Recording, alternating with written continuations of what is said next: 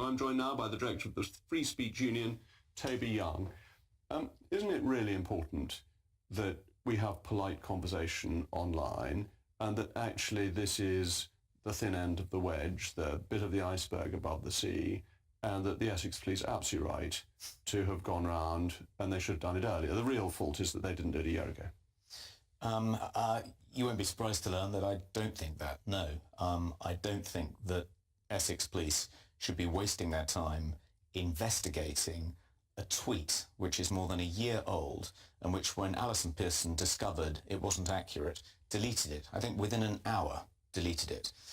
There's no evidence at all that the tweet stirred up any racial hatred. They haven't yet charged her. They're supposedly talking to the Crown Prosecution Service. But I think the chances of them actually charging her with a criminal offence are vanishing to zero. So I think it was perfectly reasonable of her to interpret what the two police officers said when they turned up on her doorstep on Remembrance Sunday as an investigation into a non-crime hate incident rather than an actual criminal offence. But it's quite important that the police are putting out their side of the story to get across that they think there are inaccuracies, and they're taking it to Ipso, going through a process to see whether what's been written about them in the press is accurate. Is that fair enough? Well, you can understand why they're becoming a bit defensive and they're on the back foot, because I think they've become a national laughingstock. People are looking at the incredibly poor record of Essex Police when it comes to solving things like burglaries, auto theft, dealing with domestic violence. I mean, the idea that they're bothering to police the tweets, year-old deleted tweets of journalists instead of actually investigating actual crimes, has turned them into a national laughingstock. But doesn't Southport show that it's important to try and keep the comments people make online under control? Otherwise it may lead to seriously bad behaviour.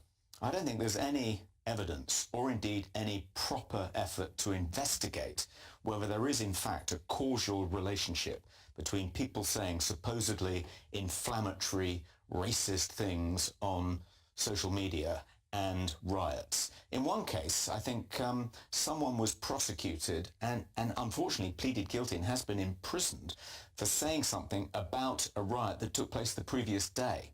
So she can't be accused of having caused something that took place the previous day. A girl who was prosecuted and sent to prison yesterday, we learnt over the weekend, she was prosecuted for live streaming a riot. So she can't be accused of having in any way caused the riot that she was live streaming. It's not about nipping inflammatory tweets or social media posts in the bud to prevent them causing disorder. It's about punishing people for heresy, for flouting the new public morality. It's about enforcing intellectual orthodoxy, moral conformism. It's not about preventing harm. So why do you think the Essex Police are doing it? What leads them to make this strange-seeming decision?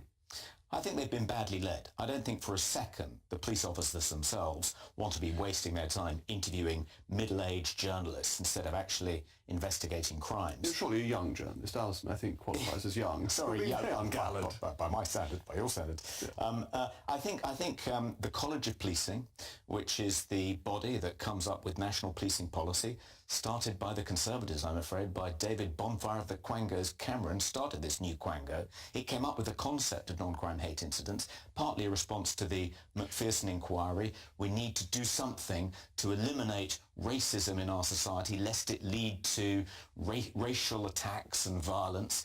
It's based on the theories of this obscure 1950s social psychologist called Gordon Allport, who came up with this concept of the pyramid of hate, with hurty words at the base and genocide at the pinnacle. There's no empirical evidence at all that hurty words lead eventually to genocide. A bit of sticks of stones can break my bones, but words can never harm me. It might be a more robust approach. But Essex Police behaviour seems so peculiar. They've released a selective extract. They haven't released the whole transcript of the interview. They have complained to Ipso. Now, if I understand it correctly, public bodies cannot sue at libel.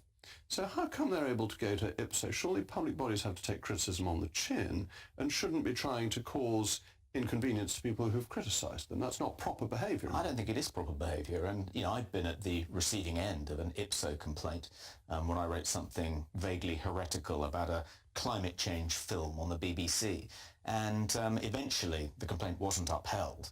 I was exonerated, but it was 2 weeks of having to produce all this evidence, having to deal with queries, emails. They constantly came back and asked me more and more questions. So poor old Alison is going to be put through the ringer by what is, to my mind, a vexatious complaint. Not